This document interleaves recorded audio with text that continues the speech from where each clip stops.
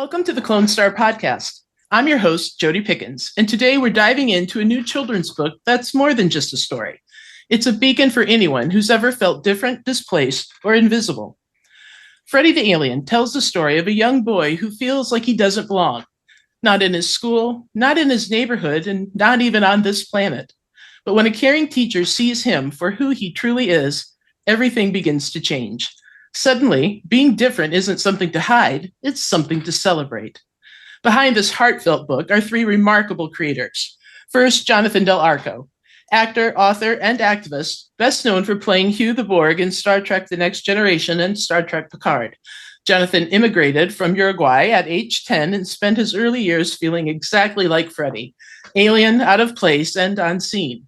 He's since dedicated his life to advocacy for LGBTQ plus rights, immigrants, and anti-bullying efforts. Also joining us today is Trisha DiFazio, who is a writer, screenwriter, and education consultant. With a background as a teacher and professor, she co-founded SEL Starts with us, helping students and families build emotional intelligence and resilience. Trisha brings an educator's heart and a storyteller's pen to this project. And last but certainly not least, we have Adria Alvarado, a gifted illustrator originally from Peru, whose work you may recognize from Star Trek Online, Disney's Descendants, and Rainbow Spirit of the Amazon. Her vivid, heartfelt illustrations bring Freddy's world and emotions to life. Together, they've created something that speaks across generations, a story that says, it takes courage to be yourself. So whether you're a Trek fan, a parent, an educator, or someone who knows what it's like to feel alien, this episode is for you. Let's beam in. Thank you all for being here today. Thank you. Thank you. Wow. Right there. I teared up. That's the first time we've kind of heard it. I was like, that's a beautiful story. It is a beautiful story. And I thank you for letting me have a look at it before it kind of goes out to the world. But I read it. I went back and immediately read it again. And then I had to go back and look at it because it's a beautiful book. It's a beautiful story. It is so relevant currently in our current state of the world. And I'm thrilled that you've all gotten together and put this book out there. And I hope everybody reads it. So thank you for that. We need more creativity, don't we? Absolutely. I wanted to start off talking about the dedications that both Jonathan, you, and Trisha put at the beginning of the book, because they were extremely heartfelt and they really resonated like a sense of bravery and courage. And I had to ask, is courage the heart of Freddy the Alien?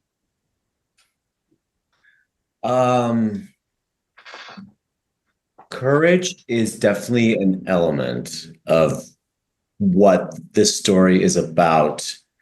But I always think what I would write on the jacket when kids come to the table is dream big. Nice. So it's kind of beyond courage, because courage, this means kind of sucking it up and walking through it. And dreaming big is a much bolder jump in a way. And I really feel that this is the moment for children and for adults and for all of us to dream big about what is coming next. Because if we don't, we're going to get stuck in this mire that we're in right now. So I think we need to really reimagine our society right now and reimagine our own personal lives and how we're going to contribute. And I feel that's really more at the heart than courage. Trisha, what do you think? Yeah, I think what's so great about Johnny, right, who is Freddy, is like authenticity, the authenticity of this character to like be who they are, to dream big. There's something that resonates in a really authentic person, a really authentic character that I think really kind of hits us at the core. And Johnny just being like authentically himself and being proud of who he is and being very public with, his advocacy work and all that. I think there's like all these little sort of Easter eggs in the story that go back to Johnny as like the adult. And I think people will really resonate with that. Yeah, I think it does definitely, you get so much from the book, even on the first read. And I think what makes a good book, especially a children's book, is if the story can stand alone, and the illustrations can stand alone and they both tell a similar story, then you've got something special in your hands. And Freddy the Alien is that. Well, we searched for Adria for, I want to say, a year. We searched under every rock to find her. And she was sitting right under our noses and didn't even know it, which is kind of extraordinary. But at some point, I had put the intention to Trisha that maybe it was around January when we were sitting waiting to find an artist, right? And I said, maybe it needs to be someone from the Star Trek family. And I started looking at all the obvious people, that did the animated series and all this. And well, I'll let Adria tell the story of how we met. But yes, her work is extraordinary. And it's so beautifully married to our words and in our lives, because she's from Peru and I'm from Uruguay. And I think that there was a symbiotic experience. What a childhood in a sort of climate like that is like, and how it changes when you go another place. Yeah. Go for it, Adria. Talk about how we met. It was such a beautiful and funny story, I think, because I got involved in the project thanks to my work on Star Trek. And a few weeks after I finished my illustration of Hugh, because on Star Trek Online we were presenting him in the new season, and I kind of had to prepare an illustration to wrap up the season. And he's definitely one of my favorite characters. And then I get a DM, and he's like, "I'm looking for an illustrator. I'm writing a book with Trisha, and I would love to have you." And I was like, "What? What's going on?" From drawing him to drawing with him and Trisha, it was such a crazy and fun story. And he told me exactly this, right? I've been looking for an illustrator and I just couldn't find, someone that had the vision that I wanted to use for Freddy. And it was definitely a beautiful, I would say, synchronization moment, right? Me being Peruvian, he was from Uruguay, so we just completely understood each other from the beginning. Yeah. And we swiped right immediately because we had been swiping left for I was like, take me. And how quickly can you draw it? That's beautiful. I love that. Were exactly when Johnny and I were talking about how important this art was for us. And we had some other publishing companies interested, but we didn't have control over the art. And it was so important that it aligned with our vision. And then Adria came and somehow it was exactly what we needed and then elevated it. And we were just like, is this really happening? Some things are meant to happen, right? Yes, this was symbiotic moments. So that's great. So, okay, we talked a little bit about how you all came together, but can you talk to me how this story started? And what connected you and Trisha to this story? Yeah, so I've been developing a story about my family and my childhood in a variety of different ways. The first one was a pilot. The second one was a movie. The third one was an animated series, all of which had gotten some traction with some producers, with some really big producers. And then I had writing partners that were going to write it as a comedy animated series. I had amazing people involved, and none of it panned out. As happens in Hollywood often. They all met dead ends. And then about 2 years ago, Trish and I were actually, ironically, in Vegas, where we're launching the book on August 7th. Oh, I didn't think of that. We were in Vegas to see Pink because we're friends, and we were hanging out with a bunch of people, and we went to see Pink, and she goes, let's have a coffee. And I said, okay. And she said, Johnny, we need to make your story into a children's book. And I'm like, what? I don't how? And she's like, no, I've done education books. I'm in the world. I understand. This would be a great children's book. I'll work on it with you.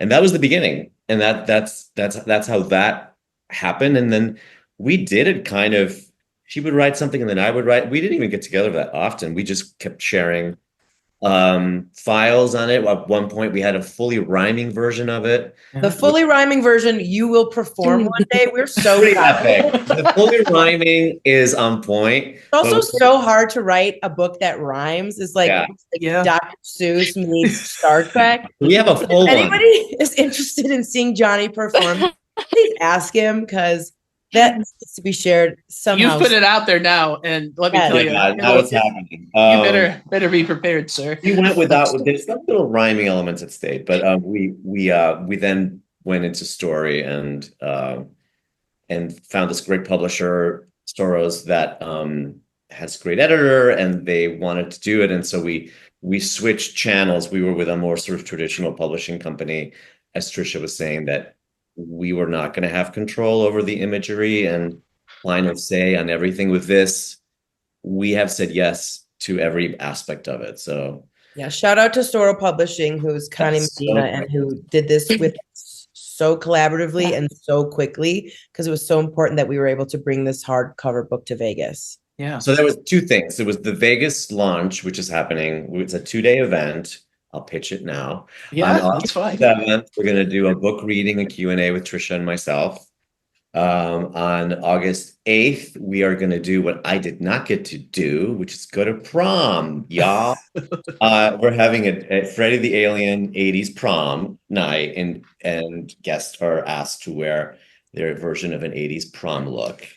And I figured I didn't go to prom. I'm imagining a lot of my Trek fans didn't go to prom. So this is our chance to be teenagers. I have my outfit picked out. And it would be the first time I'm wearing a costume to a Star Trek convention. That's kind of big, sort of costuming. So that's the event. We wanted to hurry it to make that deadline. But also what's happening right now in the States has been just so awful to migrants and immigrants. It's just in Los Angeles, and it's an absolutely horrendous and heartbreaking thing that we're witnessing and trying to stop. And I thought, well, the book should be out now because it's a positive take on immigration and on how we contribute to our vision of America. So I like to think that I was a really good investment. My family was on food stamps and on Medicaid when we first moved here. We had to be. There was no insurance available. And my family has contributed a great deal to this country. My brother was a Marine. My sister's a teacher. My other sister's a vet tech. And I am an actor. How much more can you give the world? Not a doctor. I'm just an actor. I played a doctor on TV. Nip Tuck. I felt like this is a really valid story, important for people to hear in this time where wrongfully people are being demonized. So that was our hurry. Yeah, and it is. The timeliness of this couldn't be more important and better, like you said. And I think that the book is going to speak to a lot of people, whether they're approaching this from, and I think you've said this before, that whether it's from the immigration standpoint and being new to the country, or the gender identity or identity in general. So I think it definitely has a wide appeal in that regard too. Now I have to go there. I mean, we are a Star Trek podcast, and I promise you I don't have 3 hours of Star Trek questions, but I just have 2 or 3. We can maybe talk about Iborg another time, but I have to ask, so you did give us one of the most poignant portrayals of someone breaking free from a collective identity with Hugh. And that experience seems to have shaped Freddy's story too, right? I mean, came first, the chicken or the egg? Right. So maybe that's the question. How much of Hugh is a part of this story? Well, insofar as Hugh was a collaborative creation between the writers and my performance, I always believe as an actor, you are interpreting someone else's work, right? Insofar as that, Hugh carries my pathos and ethos of loneliness and otherness, which I carried my entire life. Insofar as that is connected, 100%, the characters bleed into each other that way through me, right? So it's my story. It's kind of like my own, what I've offered the role throughout in that way. And then of course, it's the retelling of the irony that I felt like an alien my whole life, and was literally had at one point an alien registration card. That's what the green card is before you're naturalized. It literally says alien registration card. Yeah, right. I own one with my picture on it. The irony of that to then get cast on a epic franchise playing an alien, and and having that be the most sort of significant part of my career and my life and fandom relationships all came through that. So the pathway was really obvious. I mean, I could have written something in which Freddy the Alien goes on Miami Vice, which I also did, but that was sort of an irrelevant part of my career, really, compared to Star Trek. So it just fit nicely that way, that would be the way that we would end the book, as saying to kids, the things that you feel bad about may actually be your secret power. And look what happened to me. I became an actor, and I everything that's come out of Star Trek from my life has been extremely positive and great. So there's no downside to sort of highlighting that. Yeah. Answer your question. Absolutely. Probably more than I expected. So thank you. Yeah. That's TED Talk. So knowing that there's that parallel, right? That kind of between Hugh and Freddy and even you, do you see, I mean, I guess if you could go back and say something to your younger self who felt like that alien, what would that be? Oh, that's a tough one. I mean, it's ironic because it was a whole campaign, but it gets better. It was a really good video campaign because there were times where you feel completely like it's not going to be okay at the end, that the ending is not going to be a happy ending. I think the thing I would tell myself, which I still tell myself, is be patient. I'm really an impatient person. I do everything quickly. And part of that is an anxiety that it's not going to happen unless I do. So be patient. Things take time, to evolve. It takes time to become a good actor. It takes time to build an acting career or be a writer or study school or do the art like Adria does. It just, it just takes time and dedication and constant every day of doing your work. So I guess be patient. Yeah.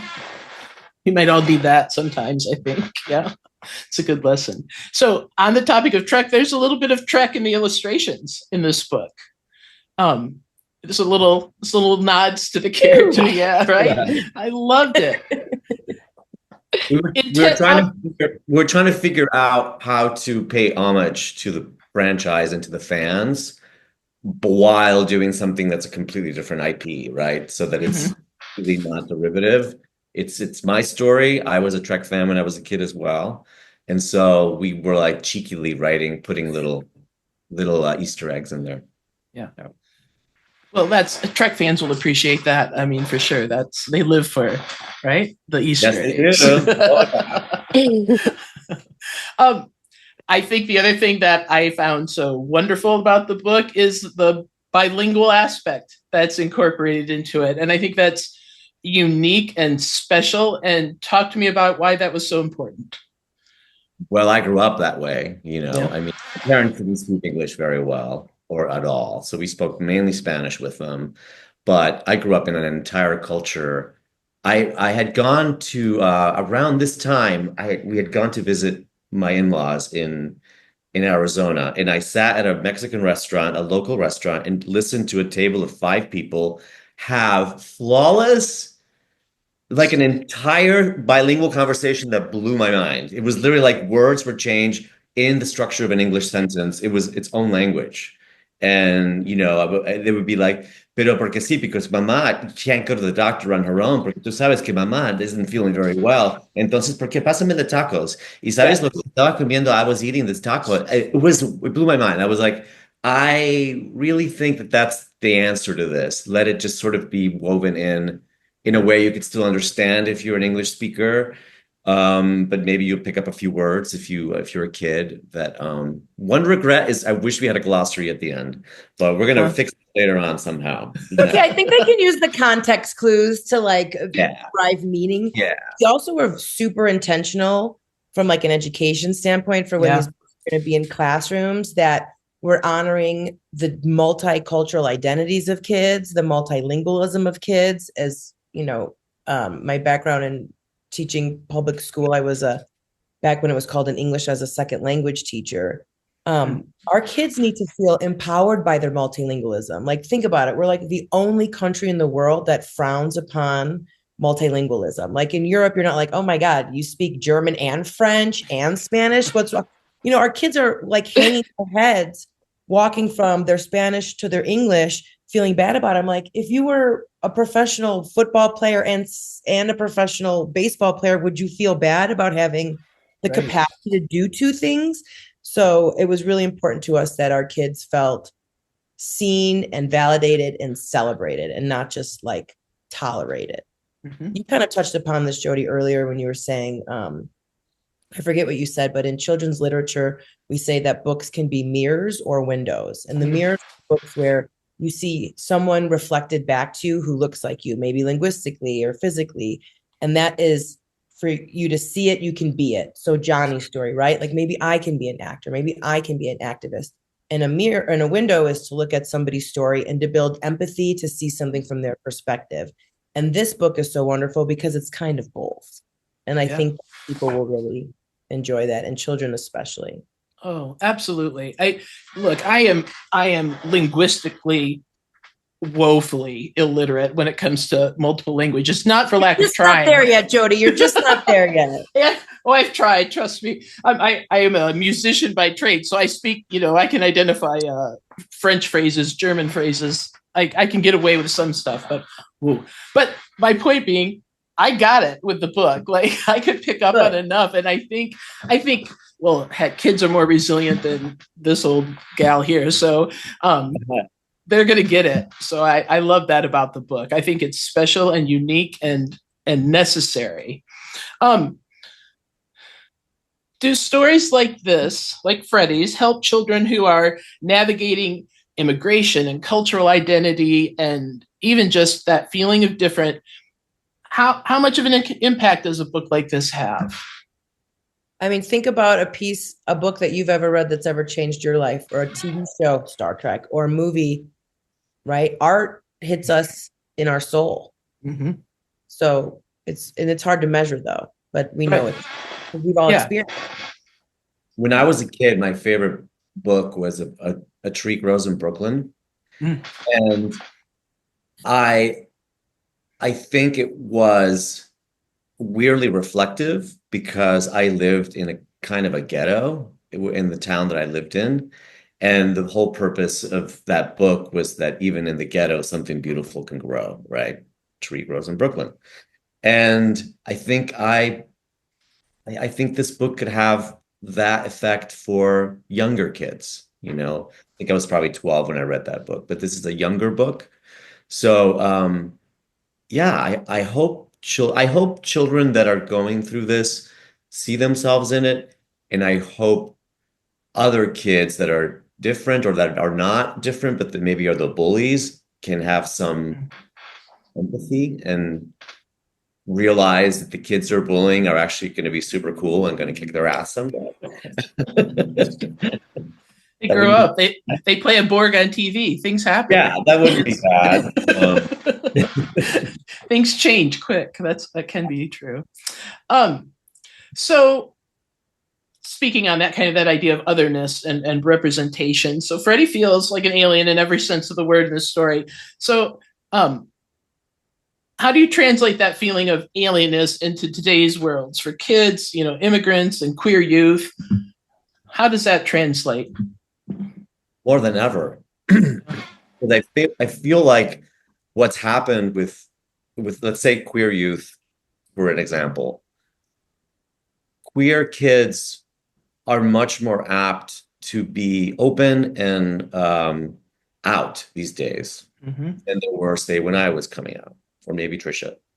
But what that does is it puts a target on their back in a very way. So they're way more vulnerable because they are more out. So I feel like that really resonates, especially with trans children in America these days. I mean, it's a very sad state of affairs in terms of the adults and the elected officials, what they're trying to impose on children and on the families of those children. So I think this book kind of speaks to all of that in a way in which it's very interesting because we didn't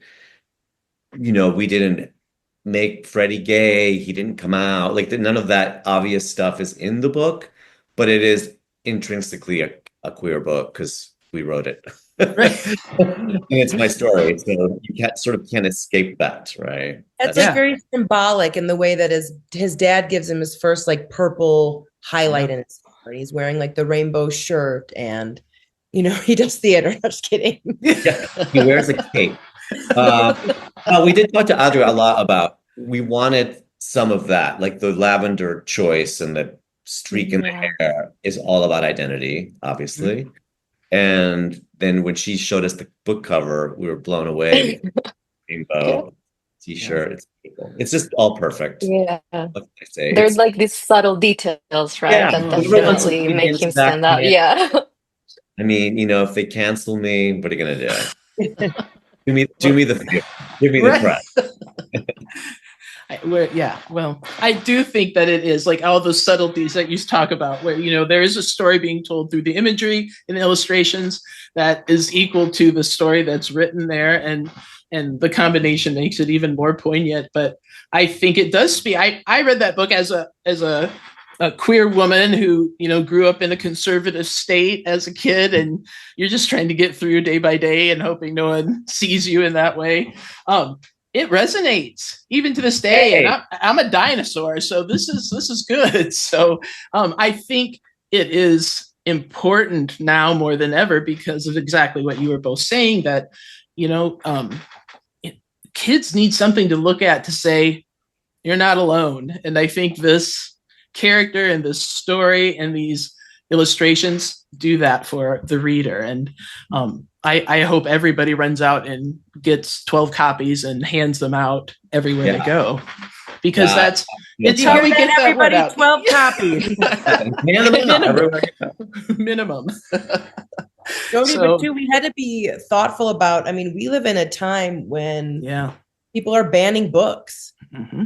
And you can't ban a lavender highlight in a kid's hair. You can't ban they might. We're very much on track to, but like it's more about you can't ban somebody's authentic self. Right. And that's what we wanted to show, I think. Well, and I think that's the other part of this. Like you said, it's not necessarily a queer story, even though it's there if you want to see that. But in the end, it's about empathy. It's about empathy for self. It's about empathy towards others, and embracing that. And man, we could use a large dose of that right now. It's also about shepherding. It's also about shepherding someone. The teacher.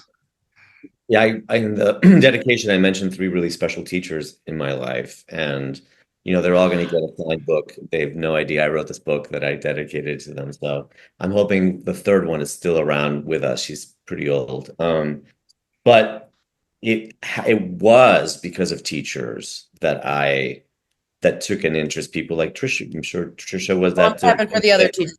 No, but I'm saying not happened for myself. It's terrible. I always, my teachers were always the ones that protected me from the bullies and really encouraged my talents and the things I was thinking about doing and might have been good at and things I wasn't so great at. They were all, those 3 teachers and others were always a part of that, and were a critical part of my even taking a dip into being an actor. Yeah. Thank you, teachers. Yeah. Right. Yeah. And social workers. Right. And everyone in the education system, really, right? Let's really put it out there. That's a special place. So talking about the teacher in this book, I looked at it, she doesn't say Freddy, but she sees him. And I think that distinction is important. And was that the intention in the story, that suddenly someone said, I see you, and I think we have a place for you here. And suddenly the path has changed. Yes. Absolutely. That's exactly what happened to me. I had a teacher who saw me and just thought I was all the things. And I'm still friends with her. I'm friends with all the 3 people I mentioned in the book. Absolutely. I think it's about seeing people. I think it's about giving people opportunities to be better, especially children. And that's all in there. That's all a part of our intention to tell that story. And I think the most important thing that teacher does is Freddie's like, but what if I'm not good? She's like, then be bad. There's this like inherent growth mindset piece that's like, Johnny didn't just waltz out on the stage and then be able to, like, we want to build in our kids this like Johnny's the patient, but also like the grit and the resilience to be able to try something, be bad at it, not give up, and just work towards, progress, not perfection. Mm-hmm. This is kind of an age where you see kids like giving up pretty quickly because of the whatever immediate gratification of a million other factors. But we wanted that to be a big part of the message. Yeah. I think what I enjoyed too with his story is that there was a decision within himself to make a change before he even had this new avenue to go and explore with the acting and performative quality. And I think that's important too, that there's that kind of internal shift sometimes you have to make to just say, this is who I am, this is who I'm going to be. And I think that comes through beautifully. Yeah, I love that he has that self-owning moment where he sees himself in the mirror and says, whoa, maybe I am. But if I am, that's kind of awesome. And I would like, the kid leans into that, and I did that as a kid as well. I leaned into the things that maybe they were making fun of me for, but I leaned into them and it paid off, Well, and I think it's a lesson obviously directed for children, but boy, I think there's a lot of lessons in this book for adults too right now. And I think that makes the book even better. Well, I love Shel Silverstein's book, and I feel like those are like really adult books, like beginning. I would love for this to have that kind of resonance. I'm glad that you as an adult are saying that. I would love for adults to have this book as well, because I do think that there are across the board lessons in it, for people. Absolutely. And it's beautifully drawn. I mean, that's the thing. We really wanted it just to be a visual feast, with color and action and yeah. And it is. I'm going to get to that. I just have one more question on the education front. So what would you say to educators who want to have this book in their classrooms today? Why is it important? Aforementioned reasons. I think the biggest hack to connecting with someone or a child, but anyone in general, is a validation, to validate who they are, and then celebrating whatever anybody's identity is. I just am realizing this now as we're talking about it, how the book also has this moment where the outside matches the inside, like getting that streak in his hair, and why and how that is important, that the outside reflects the inside. Even when Johnny's like, I'm going to get this like leather jacket, like that, we feel better when there's, a connection between the two. And I think for teachers, this book is a great way to have really important conversations with kids, whether they're in kindergarten or you're reading this to sixth graders, because the kids will lock into the language piece, the culture piece, and it will really help them feel, I think, seen and validated. Yeah. It's empowering too, right? Like there's a big part of that. That goes hand in hand. And that's important in our classrooms and in our world. Johnny did have a happy ending. Yay! The book has a happy ending. We need more happy endings too. So we'll take that by far. So I have to go talk about the illustrations a bit here, because it's beautiful. I loved it. I love the color. I love the theme of the illustration. So it's just great. But I'm wondering what your first impression of Freddy was when you read kind of the initial draft of the story. I feel like it's so funny because when we had the first conversation with Jonathan and Trisha, I told them, like, I feel like we're not going to have to iterate a lot on Freddy, because I had Jonathan, I had his pictures as a kid. So it was very clear from the beginning how we wanted him to look. And yeah, from the first iteration, actually, right? They saw the first sketch and they were like, this is him, this is Freddy. So I'm so happy that it turned out great. And it actually, it didn't took us, a lot of iterations to find a final look. But yeah, the pompadour, the colors. I feel like visually, Freddy definitely matches the personality, right? Like bold design, bold personality, bold colors. Like it's very much him, and that's probably my favorite part about it. Yeah. Adria, talk to Jody about what made you. You said when I sent you the transcript, you said this. I got very emotional. Yeah. I'm wondering what that triggered for you, like memories of Peru. Like definitely, I think probably two things. The first one is that, you know, being Latino, Latina, Hispanic, every time you want to do something related to art, in my case, painting or illustration, fine arts, acting, I could say like we don't have as many opportunities, right, as a lot of other people and kids do. So the first thing was connecting myself a bit with Jonathan and seeing myself, as a Latino here right now by myself away from my culture, and I was like, this is so crazy, to see someone that reminds me of me, and also a kid that went through the same process at some point, right? Because I wasn't sure I wanted to do this. I was different. I was a loner by myself, reading, painting. So these things were so important, and it made me super emotional to kind of like see myself. And that's also what I think it's so important, because if you get a reference, right, as a kid, you get a book and you see, wow, like someone like me can actually, do what they love and they can make it. That's probably one of the most important things. And as Trish said, it's like empowering. That's the word. That's definitely the word. Yeah. Yeah. I love the parts of this book where the illustrations just stand on their own. There are several pages where it's just your wonderful illustrations. And that's a story. There's a story being told there. And I love that. I have to bring up one particular page. It's right after Freddy's moved to New York with his family, and everything behind it is dark and gray and blue and just heavy. And yet Freddy stands there in all of his colors, but still feeling like, oh, this is not where I want to be. And I love what that image tells right there, because he's still there with his bright colors and feeling himself, but just in a place that feels so stark. So that's powerful. How do you get to an image like that in a children's book?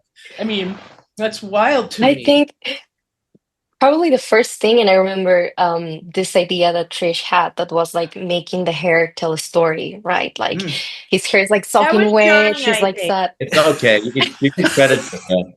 It was both of us. Yeah, it was us. Both. Look at our hair. Right. Great hair, right? Everybody's got great hair. Yeah.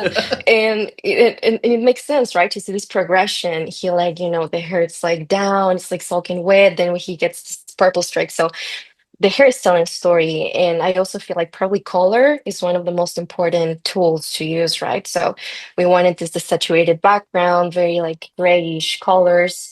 And he still definitely stands out, but you can tell, right, by his expression and the body language that he's not happy. Those little things that we kind of like, craft along the way made the spreads very, very beautiful. And also probably my favorite part of the book. The spreads are were the best thing to work on. Yeah, definitely. Yeah. You talking about that panel was probably the most important in my head and in Trisha's head. That it's such a turning point for the character. And it just dawned on me, that moving to a new culture at 10 is a very, very traumatizing thing. And that's probably something people don't talk about. These kids that are coming, migrant children, et cetera. It's very, very traumatizing. I mean, I cannot emphasize that enough. It is earth-shattering to move to a different culture, especially if you're poor or you have other obstacles, food insecurity, you name it. And so I'm really glad we focused on that moment for the character, because maybe a lot of kids don't get through that moment so easily, So yeah, I'm glad. And it's an important moment too, because even if kids and families now have been, let's say here in the States for a period of time, and then suddenly circumstances are changing, that's a shift. That's a hard shift for a lot of people. And I think the story can definitely speak to connect in that way too.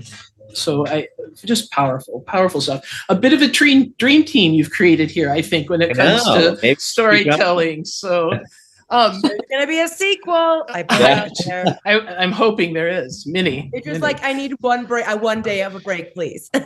just one. I do want to ask also about the, kind of the visual shape and enhance the emotional beats, like we've talked about. Was that something you felt right away? Like that there was that emotional part was just on every page needed to be depicted? Yeah, definitely. Right? No, please, Jonathan. No. I want to make sure she was asking you, because that's a sorry. Yeah. No, I definitely feel like when I got the first manuscript, I realized which moments we wanted to depict in full color. He's like comfortable, he's happy, and then you get this like emotional beats that you need to follow chromatically. You need to follow in the design. So everything's like, I would say, very unified at the end, right? So we're just trying to pretty much replicate what the kids are reading, right? So it's like supporting the story, you could say. But yeah, no, definitely. Yeah. I think it translates to when, I like I said earlier, I come from a musician's background, and, performative and emotions are a part of everything we do as musicians. Yeah. And I think it's interesting when you see that come through in written format and in visual format. Like I said, I don't think it happens all too often, but when it does, it definitely stands out. And Freddy the Alien has all of that and more. So you all did very well. I want to talk a little bit about representation and, legacy and literacy, maybe. We've talked about the importance of why this book now is powerful, but I really feel like it needs to be in homes and in classrooms and in libraries and anywhere and everywhere people can get access to it. And was that your hope and intention in this story from the beginning? Oh, yeah. Yeah. Trisha, you can talk about that, because you have the education piece of it, I don't understand as well as Trisha does in terms of how books sort of get out into the system. But we're absolutely wanted it to be out in schools. And the story is so, like, storytelling is the oldest form of art, right? Like gathering around a campfire. The story is so strong. And then the pictures, right? Like we think in pictures, we dream in pictures. And so when you pair the two, I mean, this book would stand alone regardless. Mm-hmm. But then we were very intentional about making this something that could be a useful tool in classrooms for having critical conversations about all the themes that we discussed: culture, language, identity, belonging, growth mindset, dreaming big, having courage. And then also to facilitate those teachable moments for adults to connect with students about their story and about their experiences. Some of my background is in social and emotional learning, which is something that is a tool that will serve kids forever. And so this book, I think, is a great tool in that SEL space, because it will help you have those conversations about the emotions attached to all of those big events that we see take place in Freddy's life. Yeah. So yeah, I think I've read thousands of children's books, and this would have been top on my shelf as a teacher for sure. Yeah. Yeah. And I think, like you said, it appeals to a broad range of age group. And I think that is imperative too, to the message it has to give to people. If you had to kind of pick one message you hope kids take from this Freddy's journey in this book, what would it be? And I'd like each of you to answer that if you don't mind. It's all about the hair. No, just kidding. Well, just the hair we know the hair is important, obviously. Hair identity is critical. One message I want the kids to take away. Should be really easy, but I can't come up with it. There are a lot of messages in this book. There are a lot of messages. Yeah. I guess I'm going to say don't give up. I think that's kind of inherent in all of that. don't give up hope, don't give up trying, don't give up dreaming, don't give up believing in how good people can be. I think it's easy to get very mired these days by how bad people can be. And I think it's important to believe that there are enough people that are good. And, like the teacher in the book, that facilitate the path forward. So not giving up. Yeah. Anyone else? I think being your authentic self, and like Johnny said earlier, like being like, that's your superpower, like your authenticity. Like you don't have to try to be something that you're not. Like who you are is already enough. And I think seeing how his authenticity served him all the way to the end, like his authenticity is what gave him his happy ending. Yeah. Exactly. I feel like I will be so happy that kids feel seen and celebrated, and they know that what makes them different, it's a very special part and it's very unique. That's probably the most important thing. Yeah, absolutely. I think everybody feels like an alien. If you ask those bullies, Yeah, like exactly. That's why they're bullies. Like, right. I think that's an interesting component we often overlook for kids in general, is that no matter how confident or bold they seem to be, there's always a struggle internally that doesn't get voiced. And I think stories like Freddy the Alien can speak to that, no matter where they're coming from. I have to also say, I think that the use of color in this book is wonderful also because it lets kids know that it's okay if you want to wear the cape, if you want to wear the purple streak in the hair, like just express that inner Exactly. desire to have the color in your life. And I also think it speaks to cultural components too, because so much so gets pointed out that, all these different colors or textiles or whatever people come with is different. So we don't want to see that. And I think it's important in a book like this to highlight that. So another component that's well done. I'm curious, have you kind of done like a kid test on the book? Have you had kids read the book, and what responses you've been getting? Johnny, I think, did you have some friends read? No, I haven't had kids read it yet. So the thing was that I tried to have a parent read the book without a book, and it just didn't work.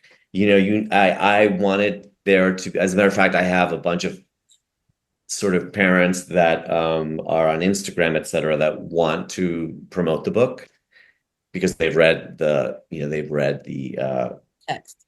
text. But I said, let's wait till we have actual books because I want you to be able to do that with them, right? So we're gonna see. We're about to find out what kids think of it. We know what adults think of it because we like it. I did like it. I like it a lot. Kids are going to love it. I have a feeling it's going to do very well. For the convention, when I read it, it's going to be projected. The images will be projected behind me. Oh, nice. And I don't know if I mentioned on air, but the book is now available for purchase. So if you go to freddythealien.com, you can get the book. You can get this t-shirt if you want. The links will be up there. And also if you shop at some of the other places like the Noble or Amazon, you can get there too. But we're encouraging people to go to freddythealien.com. That's our own website. Great. So what about, we know where people can get the book, and they can get it now, which is fantastic. Yeah. And you're going to be at Star Trek Las Vegas with the book and a panel even on that, right? Yeah. What else? Other events? What else is coming up? Well, I think Johnny. Oh, go ahead. No, book wise, we're still talking to creation about doing more cities with this sort of with the Star Trek aspect connected to it. We'd definitely like to do something in September for Latino Heritage Month. So we'll see what we can come up with a nonprofit, or we're working on all that right now. We're doing this all on our own. So yeah. So it's kind of a new adventure. And we're both very happy to come into schools, into school districts, and to read with a classroom. Or Johnny has, an extended version of his story that's really inspiring. If, there's a school district that wants a keynote presentation or something from him, like we really would love to get in, right, Johnny, to those. Yeah, absolutely. Yeah. Get in and talk with kids, regardless, whether it's middle school, high school, elementary school. Mm-hmm. We want to use it as a tool to reach as many kids as we can. And people can reach out and contact you through the freddythealien.com website. Yeah, is that correct? There's an email on there that they can send us a message. Good. That's how we hooked up. Yes. I was quick to that email. I'll be honest. Good. So, what about final thoughts on this? Did you see yourself writing a children's book? No, you're not a children's book author now. This is a children's book team of creators here. So, what are your final thoughts? What do you? I never saw it coming, to be honest. Yeah. As with my friend reminded me, as with every great thing in my life, it came out of the blue. It seemed I didn't have to work for it. I'd worked very hard before, but the process was not hard. I mean, it was super joyful. Everything I've done that has had any big meaning in my life or significance literally felt like it was handed to me. And this is how this felt as well. Good. Wonderful. Yeah. Trisha, for you? Mine was the opposite. The second I read Johnny's script, I was like, we're going to make a children's book. I mean, I didn't see Adria like falling from outer space. Right. But everything else, I was like, this book's going to happen and kids and parents and teachers are going to love it. Yeah, agreed. It's something that I always wanted to do. So nice. I definitely, I was ready. The moment I got the DM, I was like, I've been waiting for this my whole life. We're going to do a series. Freddy takes on whatever. Right? I'm ready for it. I'm ready for books 2 through 12. So there we go. Make it happen, because this is, you talked earlier, Jonathan, about this, like you'd seen it as a series or as an animated show or all of these things. And I so saw this as an animated show as I was reading it, because the illustrations are great. The story pops off the page and you can just see all these different avenues and life lessons that can be learned through this character and their story. So I do hope there's many more, and I hope you'll come back for each and every one of them so we can talk about it, because it's exciting. So thank you for taking the time today to talk about Freddy. And with that, I'm just going to say once again, a huge thank you to Jonathan Del Arco, Trisha DiFazio, and Adria Alvarado for sharing not just Freddy the Alien, but their hearts, their histories, and their hope for a future where every child feels seen, celebrated, and strong. If today's conversation resonated with you, if you've ever felt like an outsider, or if you're raising or teaching a child who needs a reminder that different is wonderful, Freddy the Alien is the book to share. You can find more information at freddythealien.com, and trust me, you'll want this book on your shelf in your classroom and in your library. Also, if you're new to CloneStar Podcast, welcome aboard. We're your home for deep dive conversations across the Star Trek universe and beyond, where sci-fi meets storytelling and fandom meets real-world courage. Follow us on your favorite podcast app, subscribe to our YouTube channel, and join the conversation across social media at CloneStar Podcast. Until next time, keep embracing what makes you boldly you. Live long and prosper.